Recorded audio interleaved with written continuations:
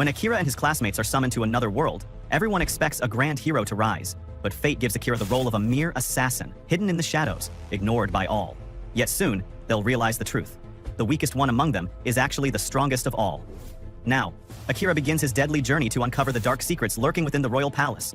The episode starts with this great anime. Yes, my friends, it's Akira. That killer man tried to follow and attack him, but with very simple movements, Akira jumps from the top of a tower and targets him face to face. The fight was great.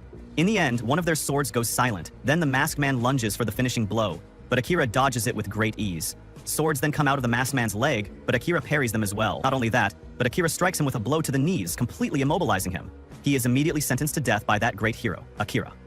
On the other hand, we see Akira carrying out an execution on another man. The scene then shifts to the morning at school, where the girls are talking among themselves and with a boy.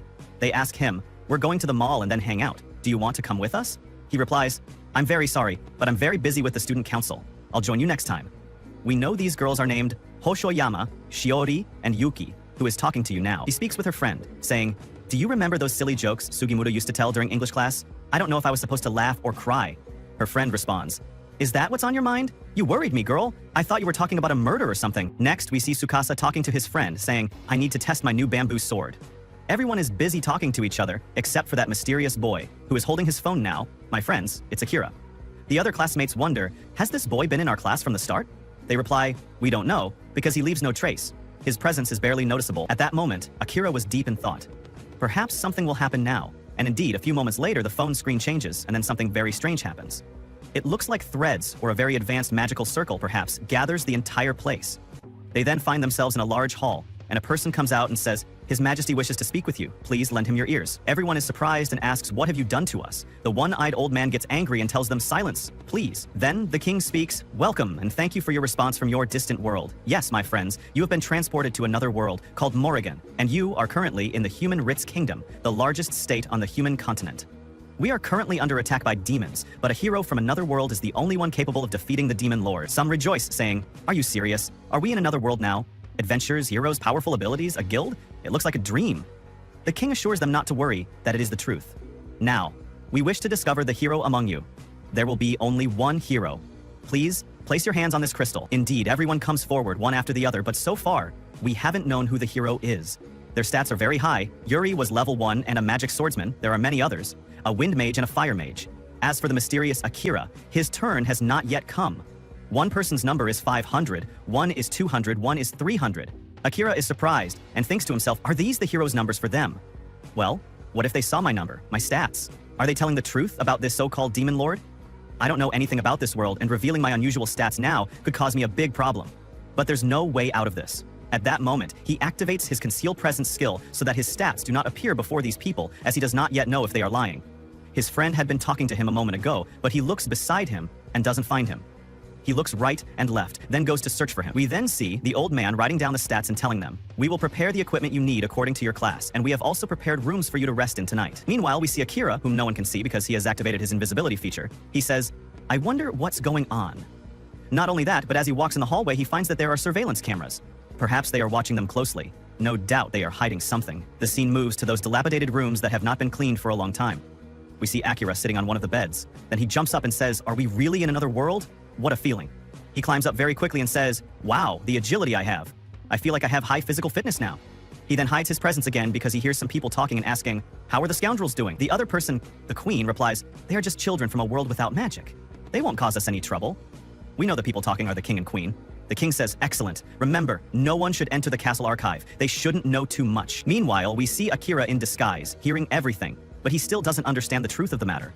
Perhaps their intentions are very bad. We need some time, and we will analyze everything for you. Akira talks to himself, saying, "What should I do now?" He even takes out his sword and says, "I can kill him now, without anyone knowing anything about it." The scene then shifts to the breakfast feast, a large banquet as if we are in the military, but the food is clean, not like in the military. We also see Akira talking to himself and saying, "Should I cancel the invisibility and tell them what I saw yesterday, or keep it a secret? But how do I convince them of that?" Then we see him listening to Tsukasa talking to the others and saying to them, "Listen, friends, since we came to this world, and they specially summoned us from another world to help them, we must indeed help them and defeat the damned demon lord. We must be united and help them for the good."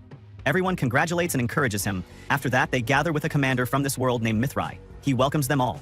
He is the commander of the Ritz Knights. Pay close attention, young heroes. You will be trained here. After a month, you will enter a labyrinth to test your abilities. I don't think you have any experience now, and when our turn comes, we will do everything with you. Meanwhile, the scene cuts to Akira, who says, "What should I do? How should I act after learning about this major conspiracy against us? I won't be harmed or anything will happen to me because I'm invisible, and I'm also strong enough." After that, we see Akira standing by the fountain with the invisibility feature active. But that commander comes up and says to him, "Did I lose my mind?" Akira is shocked and says, "What's going on? Did I forget to turn off the ability, or does it have a certain duration? How did he see me?" But at that moment, the knight commander reassures him and says, "Look, buddy, my eyes are very special. I can detect thermal changes with them, and that's why I can see you now." Here, Akira didn't think twice and reached for his side to draw his deadly sword. But the commander said to him, Wait, hold on, man. I won't tell the king or the princess, don't worry." Akira asked him, "Aren't you on their side?" He replied that the matter is very complicated. "I will tell you the details, but don't tell anyone what I'm about to tell you. I think you want to see the archive."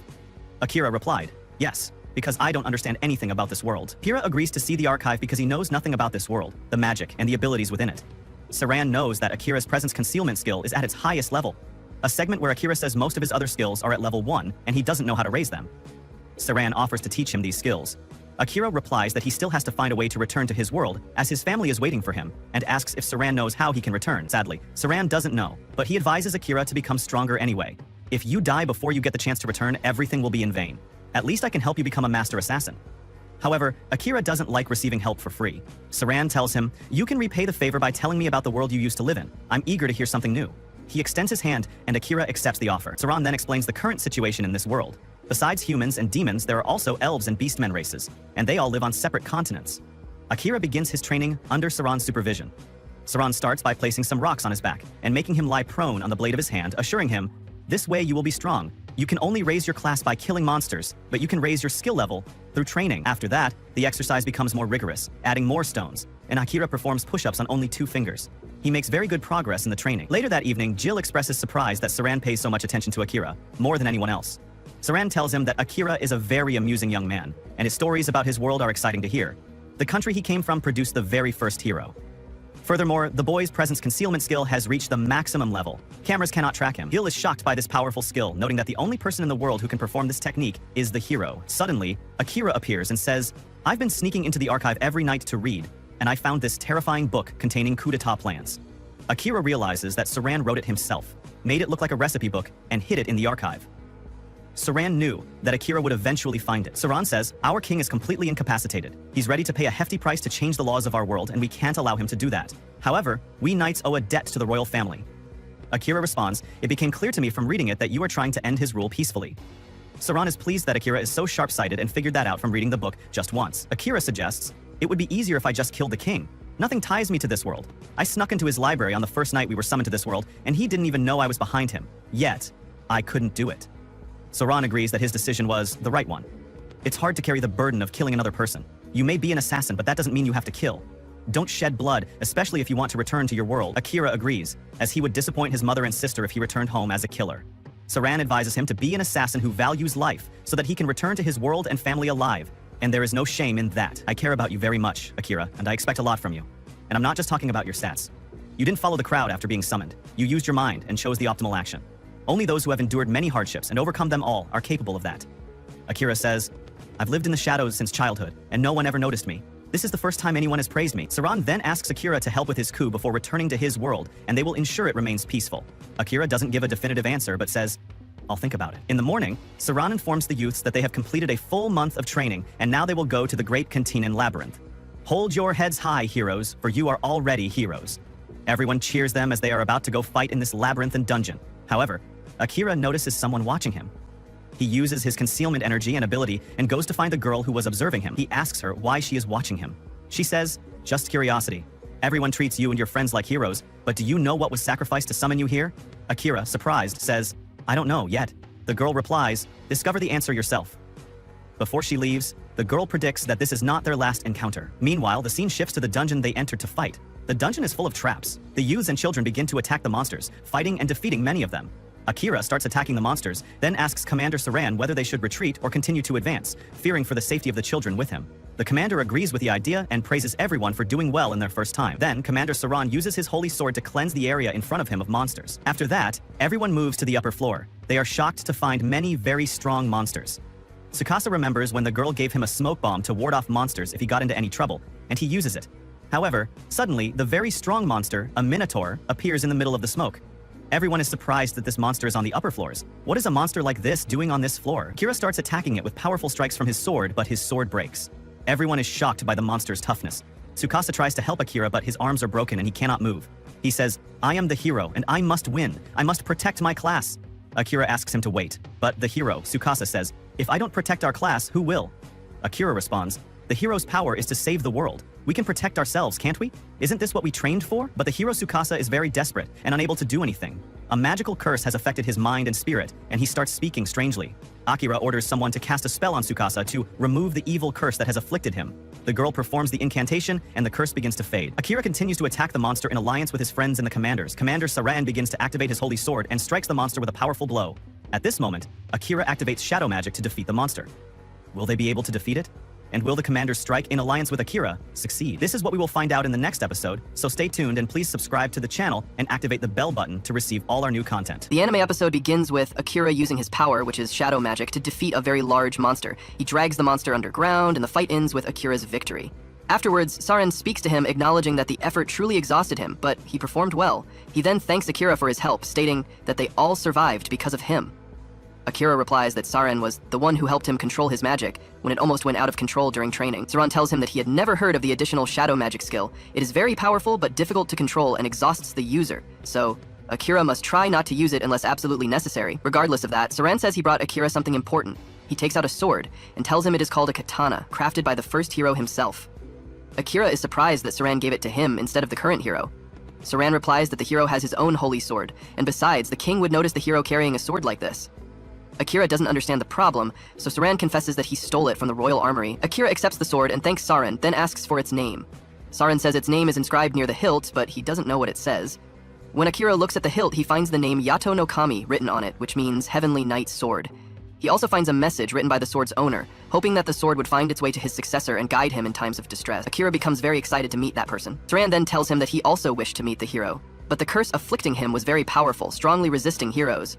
Although he knows who is behind this curse, he can't do anything. The scene then shifts to the princess performing a certain ritual. Akira enters and strikes the crystal in front of her. The princess is shocked by his presence and asks who he is. He informs her that what he did would remove the curse afflicting the hero. The princess asks how he entered her room without permission. Akira replies that ladies do not use curses to control others, calling her more of a witch. He asks her why she is doing this, and she replies that everything she does is for his majesty. He asks her why she follows his orders and for what purpose, and she replies again that everything she does is for his majesty. Akira returns to Saran, who asks him whether he revealed himself to the princess or not. Akira says he did because he wanted to know her opinion on what she was doing, but he couldn't get a direct answer from her because she had become a mere puppet in the king's hands. After they finish talking, Saran orders him to go to sleep, but tells him not to sleep in the royal castle because the princess will curse everyone except the hero, and she can't touch Akira because she knows nothing about him. Akira understands that Saran means she will try to kill him instead, as they will search every corner of the castle. Akira asks Saran if he won't scold him for revealing himself. Saran replies that it is part of youthful recklessness, and it is the duty of them, the adults, to compensate for it. Akira is pleased and wishes there were more adults like him in his world. Saran asks him to take him along when he returns to his world so he can explore it. The next morning, Akira wakes up and senses something strange, so he approaches the castle to see what is happening. Tsukasa sees him and asks, astonished, where he had been, assuming that the curse must have been broken. Akira replies that he was sleeping, then asks what was happening. Tsukasa sadly replies that Commander Saran had been killed. Akira runs to Saran's body and cries for him. One of the trainees informs him that the dagger used to kill Saran was Akira's own, accusing him of being a very suspicious person who disappears. The scene shifts to the training grounds. Akira, suddenly appearing from the dungeon, Sardab, realizes that the others present have been afflicted by the princess's curse. Everyone then informs him that he is the primary suspect in the incident. Tsukasa stands before them and tells them to calm down, stating they cannot accuse him of murder for that reason alone. The king arrives at that moment and accuses him of committing a great sin by killing the commander of the knights, declaring that he must face justice and his demise. Akira uses his magic, invisibility magic. Before anyone can seize him, everyone is shocked by what happened, as they cannot locate him. Akira then goes to Jeel, who tells him that the knight commander was killed by the king's personal assassins, the Night Crows, Gerben al-Lail, and that they are targeting him too. Jeel informs him that the commander left provisions for him in his room. He should take them and escape. Akira goes to the commander's room, retrieves the items left for him, and flees far away. That night, the king stands with the princess, telling her he doesn't believe Saran was killed so easily, especially since he, the king/Saran, finished cursing everyone except the hero. The princess informs him that all they need now is a pretext to wage war on the east. But the king now needs those children to be effective pawns, and Akira will soon fall dead in some trench. The king then asks the princess to order the night crows to hunt him down as a precaution. The princess agrees and leaves to do so. The following morning, Akira is seen reading a message from Saran. Saran's message states that if Akira finds himself on the run, there is no better place to hide than one of the dungeons, Sarab, but he must remember that the water supply is limited there, so he must plan carefully. Saran adds that if Akira wants to know a way to raise his class level, the answer is still the dungeon. The deeper he goes, the stronger the enemies he will face. Akira then recalls a conversation with the commander, asking why everyone doesn't go to those dungeons. The commander had replied that the place is extremely dangerous, and even concealing one's presence wouldn't work against monsters with enhanced senses of smell and hearing. However, if he raises his killing skill, he will be able to conceal his scent, footsteps, and even his thermal signature. Akira does indeed go to one of the dungeons where he finds and kills many monsters. He then remembers the commander's words that once his class level reaches 100, he will acquire a unique skill that will surely help him succeed in this world. To start, he must go to the Cantonine Maze and attempt to defeat the bosses he encounters after every 10 floors. Akira attacks those bosses, then uncovers the rest of the commander's message, which states that after entering the boss's chamber, he will not be able to leave unless one of them dies, but if Akira defeats it, his abilities will evolve tremendously. Akira is indeed seen beginning his attack on that giant monster. Akira attacks the massive monster and blocks all its blows, but suddenly the monster strikes him in the back. Akira cries out, "Death! I won't be able to return home, and I will never be able to avenge Commander Saran, but I will fight with all my might." Akira then uses his magic and manages to defeat the monster, tearing it to shreds. Afterward, Akira is seen lying on the ground, severely injured beyond the limit, and his treatment will require the use of his emergency reserve of magical energy. Afterward, the scene transitions to the palace, where a young man speaks to Tsukasa, saying they were told to go to the Demon King's sector immediately, but they are still shocked by Oda killing Commander Saralan. Tsukasa thinks to himself that it must be the princess's curse that Deputy Commander Jill spoke about. He tells them he will go alone, but many of his friends want to accompany him and escort him on his way. He then tells them that the king himself ordered them to go fight the Demon King. A girl informs him that she believes everyone there is safe from the curse, stating that she is a magic nullifier, which makes her resistant to curses. Recently, she has been able to sense when someone else is afflicted by a curse. Asahina replies, "I think my actions have something to do with that. My memories of it are fuzzy, but I vaguely remember breaking crystals in an unfamiliar room. I did all of this with this sword, but I don't know their source. Manipulation is stronger than a curse when it comes to controlling others. I carried out Commander Saran's orders. I wish you a successful journey, future heroes. One last thing, I need to contact Akira. I should have talked to you while you were hiding. I failed to support you, whether you were afflicted by the curse or not." Then, we see Asahina when he met Akira working in that place. Akira tells him he hasn't spoken to anyone because he saw him working there, and he doesn't want anyone at school to know, especially his little sister, who is in the first year. Asahina asks, "You are Kika's brother? That's a very nice coincidence." Next, Akira wakes up, realizing he was dreaming about his friend Asahina, and wishes he were okay. He also wishes his mother and Yui were okay. He notices he doesn't feel any pain. "My stats have increased greatly. Why are my HP almost completely full? I think I broke 3 ribs. The poison spread to my leg, and shadow magic, which was level 3, and the additional shadow magic increased by 2 levels by using it once. I feel like it's easier to control. I don't understand what's happening, but all I can do is keep moving forward." Akira then leaves, but encounters a large slime in his path. Akira explodes it, and a beautiful girl emerges from it. He thinks, she is an elf, and she has the most beautiful face I have ever seen. He thinks, I guess it's time to use that strange skill. He activates those strange eyes, which allow him to see the world in another way, but he can't bear it and immediately stops the skill, as it was too much. Yes, it is a dangerous ability that almost cost me my sight. I must avoid using it. At that moment, that very beautiful elven girl collapses, but thankfully she is okay. When he looks at her, he thinks to himself, I glimpsed her condition just now. Her HP has dropped to 2%. She asks him, where are we now? He tells her they are on the 75th floor of the maze. When she asks him who he is, and before he can answer, she faints and collapses onto his lap. She has a high fever. He takes her to a location and tries to treat her. When she wakes up, she finds herself in this place, where he was preparing nice tea for her. He tells her to drink and warm herself because it is very cold there. She sadly tells him, unfortunately, hunger prevents me from sleeping. He brings her some hot food, which she eats happily and thanks him for. He has taken complete care of her. He tells her he is used to it because his mother was not in good health, and he always took care of her. She looks up and sees writing on the wall and asks him, did you write this? He tells her, yes, it means 69. I do this on every floor to track my progress. She says, but you previously said you were on the 75th floor. Why did you come up again? Aren't you here to raise your level? He tells her, yes, but this was the closest water hole. I carried you here, specifically to this spot. She asks him, did you touch my body in a strange way? Did you harass me? He assures her he would not and did not do that, and tells her to go to sleep. She says, okay, I am a member of the royal family. I'm truly happy that no one has ever done something like this for me before. They then fall into a deep sleep. Afterward, the scene shifts to when they were fighting that large troll, and he asks her, why are you following me? Haven't you gotten better? You should find your own way. She replies, it just so happens that I am heading in the same direction. At that moment, they enter a place, but are shocked by the presence of a very great dragon that quickly attacks them. Akira activates Conceal Presence, but it doesn't work against the dragon because it tracks his magical energy. The dragon strikes him a powerful blow, but at that moment, the dragon lunges at him again. Akira activates the strange power he possesses and manages to deliver a decisive blow. However, after a few moments, something strange happens, and a strange beam of light shines from that dragon. Or what will happen? We will see that in the next episode. Follow us to find out everything new, but you must subscribe to the channel and activate the bell icon. The anime episode featuring Akira and Emilia begins when they are in this labyrinth, where a large cat appears before them. When Akira looks at it, they realize it is still alive but very weak. It possesses an additional ability to change its shape. When Emilia examines it, she realizes that it was not a true dragon to fall so easily. It is a monster known as the Black Cat. Akira asks her how she knew that, asking if she used her world's eyes. She is surprised by his question, as it is natural for her to use them, then asks him if he uses them as well. He replies that he cannot control them and likely needs to raise their level. Emilia understands that he is ignoring this ability. At that moment, the cat wakes up and tells them that it cannot believe it allowed a grunt to defeat it, as it had transformed into a dragon just for fun, and it seems it got carried away in the fight. Akira is shocked that it can talk. The cat tells him that he shouldn't think it's a monster controlled only by its instincts. The Demon Lord created it to be a super intelligent monster. Akira responds that he has met others like it before. The cat accepts his words, stating that he can't expect much from a boy less than a century old. Akira gets angry and tells him that he is sharp-tongued. But he knows its current situation. The damage prevents it from moving, and they can do anything they want to it. The cat tells him to do what he wants, but first, it asks him to let it deliver the Demon Lord's message. The message asks him to go to Volcano, the land of demons, where he will be waiting for him in his castle in the depths. Akira is surprised, wondering how the Demon Lord knew about him and also knew he came here. The cat then tells Akira that it has done its duty and does not know what is on the Demon Lord's mind, and if Akira wants to kill it, he should do so. Akira refuses, but the cat insists and asks him if he doesn't consider other races, demons, and monsters as enemies.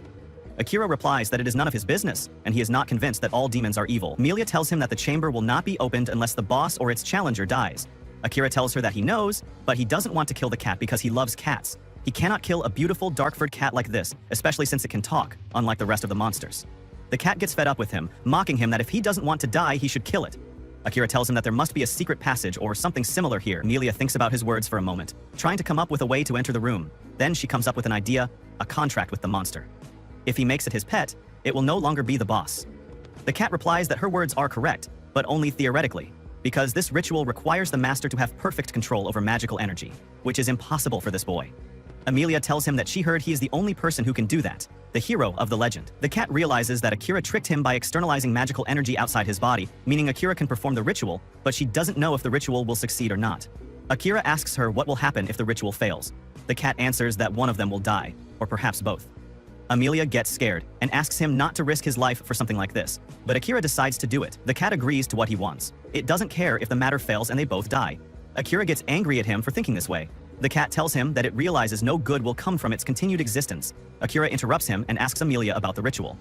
She tells him that first he must name the monster. Akira places his hands on the cat, thinking of a name for it. Then he gives it the name Yuro, a name that suits its beautiful dark fur. Emilia then tells him that he must leave his hand on the cat for his magical energy to flow into it, warning him that there is no turning back after that. Either he succeeds in saving their souls, or they die. Akira places his hand on the cat and begins the ritual. Suddenly, he finds himself in another world, where the cat is fighting him. The cat tells him that it wants to fight him, and if he dies, its existence will vanish here, and his body will remain as a decaying corpse. Killing it is the only way to escape this world. Then it hits him with its tail, but Akira manages to escape. Then he uses his staff to hit it with. The cat uses its magic, telling him that if he wants to survive here, he must kill it now. Akira ignores it and lets the cat stab him in the body. The cat is shocked by what is happening because he should have fought it. Akira tells him that he won't kill it, and he knows that it doesn't want to kill him either because there is no rule that says monsters must kill other races. The cat replies that it wasn't a rule, it was just instinct. But Akira influences him, telling him that he knows he is tired of living this way, so he will watch over him and make sure he doesn't cause this dizziness again. The cat returns to its nature and does not fight Akira. Then we see Akira in his world, alive after the rituals ended, and that moment, Emilia is happy that Akira is still alive. After that, Akira puts his hand on the cat, and the same mark on the cat's forehead appears on his hand. Emilia tells him that this mark symbolizes their contract and is proof of their spiritual connection. Afterward, the cat sits and talks to Akira, telling him that it has become interested in seeing where his life will take him. Akira introduces himself, saying he is very pleased to meet him. The cat, Yuro, declares his loyalty to him. Emilia introduces herself to him and tells him her name. Suddenly, an automatic transfer circle is drawn in front of them. When they see this, they understand that the labyrinth has now recognized that the cat is no longer the boss. Akira talks to Yuro, telling him that he wants to proceed, but he knows he is unable to move. Yuro tells him that the exit will not disappear until it is used, so he should let him rest a little and recover. Then, he says that he knows monsters cannot enter the boss chamber before the automatic transfer is used. Amelia suggests that they sit until night so Yuro can rest. They agree to that, as it is a perfect opportunity to get to know each other. Then the scene shifts to Tsukasa and his friends, who have gone to a country called Yamato. Excitement shows on their faces because they did not know there was a country called Yamato on the continent, as it was founded by a former hero. Then they walk around the place and wear the official uniform of this country. Afterward, they sit down to eat. Tsukasa's friend speaks and tells him that he is happy to have accompanied him here, as he knows this inn has hot springs. Yuki interrupts them, telling them that she loves the Edo period atmosphere of this place and feels as if she might run into Sakamoto Ryoma or Kondo Isami at any moment. Her friend Shiori asks her for some of the soup, and Yuki gives her some. Tsukasa asks them to talk seriously, telling them that, first, their money is running out, so they must find work here. They can become adventurers, pretending they met on their way here, where they can get quests to execute after registering with the guild. The second thing is that they need information. They don't know anything about this world and must talk to many people and bring some books if they can. His friend interrupts him and asks if he thinks there is a book that explains how to return to their homeland. Tsukasa replies that perhaps he thinks the fastest way to return is to defeat the Demon Lord. Kyosuke is surprised by his words. Tsukasa tells them that the king and the princess summoned them, so there is no doubt that they know how to send them back. And if they become real heroes, they will be able to negotiate with them. Shiori tells him that their other classmates are still in the castle. Tsukasa replies that he knows that, but once they gather enough money and information, they will set off for the demon continent. Kyosuke interrupts him and tells him that they must first meet Akira, and if they stay in their place, they will definitely meet him when he comes here. He also adds that his intuition tells him that Akira is stronger than all of them, and it would be dangerous to face the Demon Lord without him. His friends agree with his opinion, except for one person, who suspects that Akira is the one who killed Commander Saran. Kyosuke replies that they discussed that topic before, as the curse was overwhelming their minds, but he will certainly cooperate with them. Yuki asks her friend Tsukasa if he agrees with Asahina, their friend, regarding Akira. Tsukasa thinks for a moment and tells them that Akira is strange to them, and he has no doubt that he is stronger than all of them, but he doesn't expect him to cooperate with them. Although they have been classmates since kindergarten, he still doesn't know him, and Akira still doesn't understand teamwork. Then he continues his speech and tells them that it seems the Holy Hero's sword is the only weapon capable of killing the Demon Lord, which means coordination will be the key to their success as a team. There is no reason for Akira to comply with that, given the huge power difference between them. They should only consider cooperating with him if they match his strength, so they can wait for Akira here. But as long as the monsters in the area are worthy of fighting, they should train against them until they become strong. Everyone agrees with his opinion. At night, we see Amelia running away from something. One of the men throws an arrow at her leg, so she falls to the ground and looks around, but cannot see anything. After that, the princess and her men confront her and ask her how she is still alive. Then she cuts the rock she is standing on, causing her to fall to the ground. Amelia talks to herself, saying, "I was forced to flee my home. I was washed up on the riverbank where a dark slime swallowed me. When I regained consciousness, I found you in front of me, Akira." Then Akira talks to her, saying, "It seems you've had a difficult time." Then the cat speaks, saying, "But this is curious. A slime doesn't eat humans. What surprises me even more is your survival from digestion." Amelia then speaks, saying, "I'm grateful to that slime. I met Akira because of it." Akira tells her, "Enough with the jokes. You should go back to your homeland and sort things out." Amelia replies, "Impossible. I no longer have a home to return to." Akira asks her, "Talk to me. Your younger sister is the cause of the problem, right?" Amelia replies, "That's why it won't work." And then he says, "I realize that when it concerns family, it makes it complicated, but listen to me. Family sorts things out." He tells her he has a younger sister too, and then he remembers a conversation with his sister where he was telling her, "Here you go, your screen has been broken for a long time." His sister asks him, "Is this why you were depriving yourself of sleep?" "I didn't ask you to work overtime to buy me this, it's bad." Then his mother enters and asks him, what kind of awful brother makes his younger sister cry? She tells her daughter that Akira did this out of love for her. His sister replies, "I know, that's why it makes me angry. I'll overlook it this time." Akira says to her, "I think you mean thank you." He then returns to reality and talks to Amelia, saying, "In general, family members fight, but they remain family in the end." The cat then asks him, "Your family is in another world?" Amelia asks him, "Do you want to see them, Akira?" Akira answers her, "Yes, I wish I could return home immediately to see my mother and sister, but there's something I must do first. I wasn't a prominent person in my world. I didn't catch anyone's attention. It's logical that concealing my presence is one of my best abilities. Nevertheless, one man influenced me and taught me how to survive in this world. Those scoundrels killed him. He would have been alive if he hadn't gotten involved with me. I won't return home until I take revenge for Commander Saran." Amelia stops him. Then the cat speaks, asking, "Are you controlling your thirst for blood, my master?" Then he asks him, "Do you mean Saran Mithrai?" Amelia says, "I know his name too." The cat then says that he is famous among the Knight Commanders. He asks Akira, "Why did you do that, my master?" Akira replies, "I ruined the atmosphere, so I tried to lighten it up. I used to play this way with cats sometimes." The cat tells him, "I am not a stray cat." Amelia asks him, "Do you want to try that, Akira?" The cat replies, "Not you too, Miss Amelia." Akira talks to the cat and says to him, "You are so soft. I wasn't joking when I said I love cats." Amelia tells him that she loves cats too. The cat tells them that they are taking the matter seriously and says, "If one of us dies," Akira asks, "The other will die because of our soul connection, right?" The cat replies, "Indeed. On the positive side, we can communicate telepathically no matter how far the distance between us." Akira tells him, "This is better than mobile phones, but I'm the one who entered into a contract with the cat. He is a pet." Amelia tells him that she means she will envy the cat, not him. The cat asks her, "Did you say something?" She tells him that she didn't say anything. Akira asks them to go to where this cat leads them. He replies that he doesn't know. In this era, few demons know how to create and operate magic circles. Akira then says, "After I achieve my revenge, I will visit their world and ask them to create a magic circle for me. While I am there, I will meet the demon lord and tell him that you have fulfilled your mission." Amelia then says, "I heard before that blue transfer circles take you wherever you wish. If several people use the same circle, it responds to one of their wishes." Akira tells her, "If your words are correct, we won't know our destination until we get there." Amelia tells him, "I don't care about the destination as long as I'm with you." Akira replies to her, "Because you won't go hungry with me. Okay, let's go." At that moment, an idea occurs to him, and he says, "If I wanted to return to those peaceful days," then he asks, "Will the transfer circle grant my wish?" But he immediately dismisses the idea. He didn't want that wish to be granted. Then they appear in front of a sacred tree. The cat tells them that they are in the forest continent, the land of the elves. They are surprised. Akira tells them that they have moved very far, but it's not the worst outcome. Someone attacks them with arrows. Akira protects them from his attacks and tells the attacker that he will cut off his head if he moves. This person tells them that he came to check on that mysterious glow and found the criminal who abandoned her country. "You are no longer a princess. You have no place among us. Run away as you did." Akira hits them and then says, "I hate loudmouths like him. No one asked you, you scoundrel." Amelia thanks him. Akira tells her, "No need to thank me. It seems it's too late. They have already surrounded us." Then Kilika arrives and says to Amelia, "I can't believe you dared come back, but you will pay the price for the sin you committed against me this time, you child of ruin. Do you understand this, my older sister Amelia?" Akira then says, "This family dispute has crossed the line." And so, today's episode ends.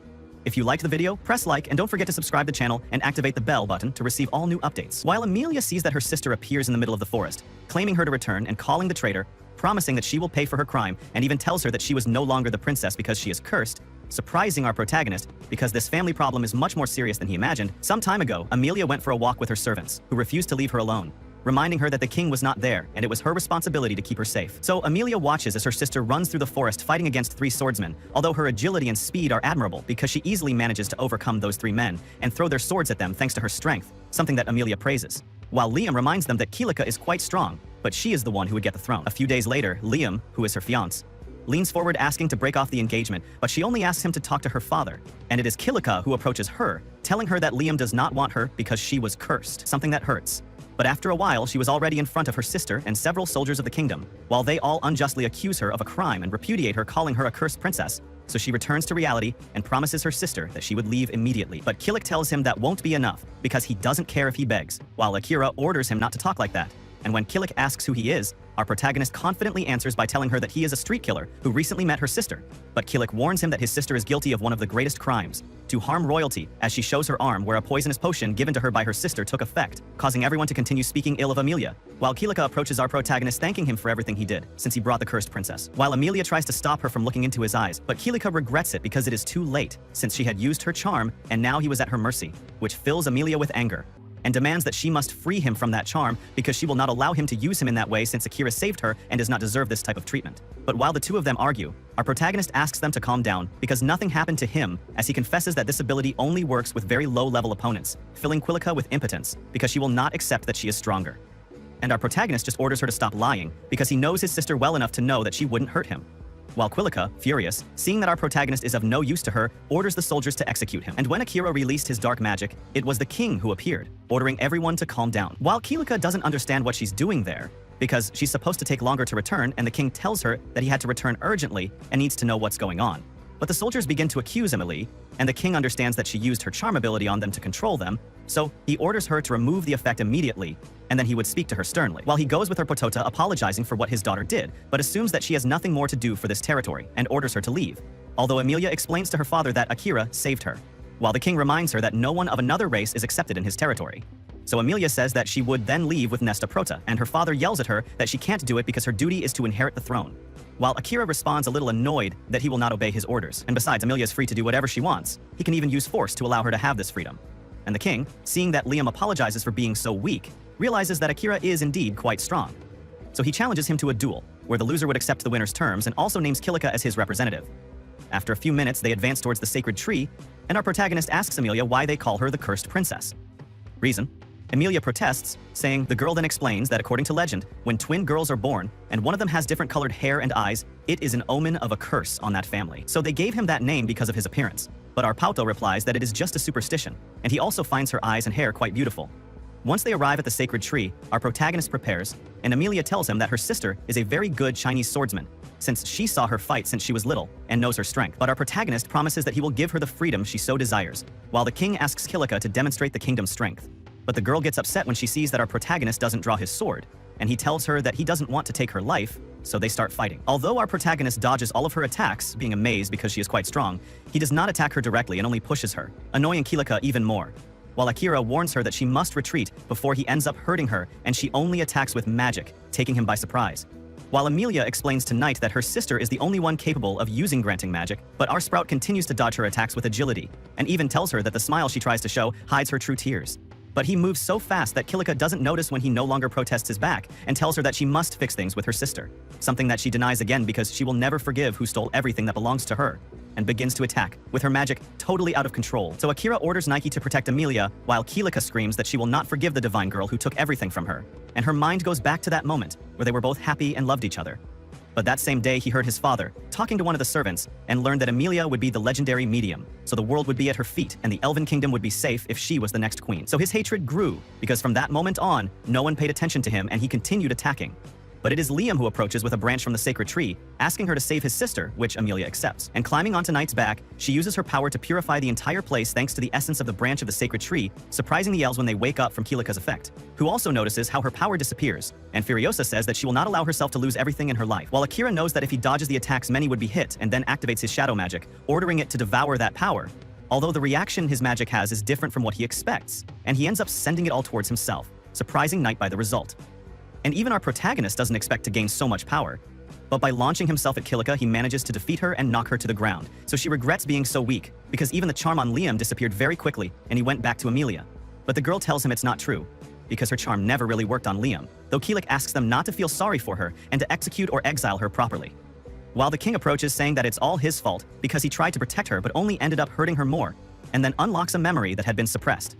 Well, several years ago, when she was younger, she ran into a labyrinth to be able to train more, although a stranger gave her a sphere promising that with this, she would get enough monsters to level up. Although when she used it in the labyrinth, the monsters were much stronger and outclassed her, so she ended up fleeing the labyrinth, but she realized that those monsters were still following her, something that shouldn't happen, but she began to fight desperately so that no one in the village would die.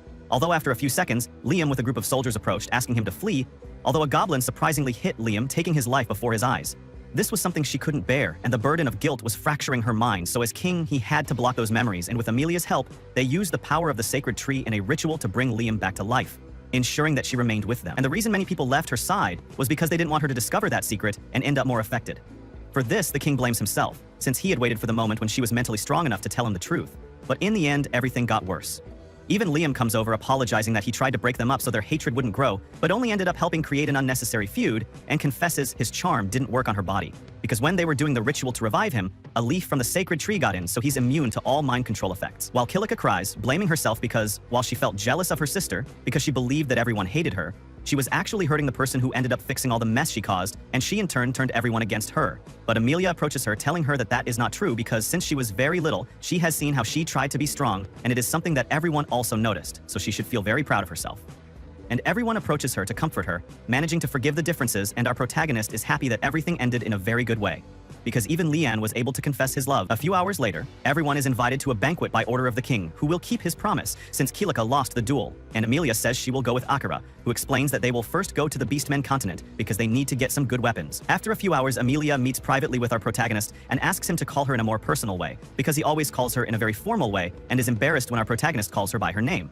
But she likes it, and promises to accompany him for life, making even Nike uncomfortable because they seem like two children in love. I'm so __ embarrassed about you. You're my friend, but you're sick. Meanwhile, Sato and his group head off to the Beastmen continent because they need to upgrade their weapons and level up even further, although they regret not having met Akira in Yamatlamato. And this was today's summary. If you liked it, don't forget to like, comment, and subscribe. Thank you very much for supporting this channel. The summary name will always be in the video description, so you can go watch it. Don't forget to check out my social media. Don't forget that I upload summaries of each chapter every week, so subscribe, give it a like, and I'll see you in the next recap.